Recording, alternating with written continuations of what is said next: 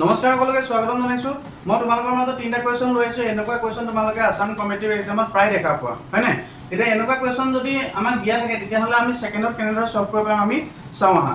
এতিয়া আমি আগতে আমি কি কৰিছিলো 1 ৰ পৰা 10 লৈকে যদি প্লাস কৰিব দি তেতিয়া আমি 1 2 3 তেনেকৈ আমি কি কৰি যাওঁ প্লাস কৰি গৈ থাকিম এতিয়া আমি কি কৰিম সেকেন্ডত কেনেদৰে সলভ কৰিব পাৰিম আমি সেইটো শিকিম হয় নাই এতিয়া তোমালোকৰ ফাৰ্স্ট কোৱেশ্যন কি আছে 1 ৰ পৰা 10 লৈকে প্লাস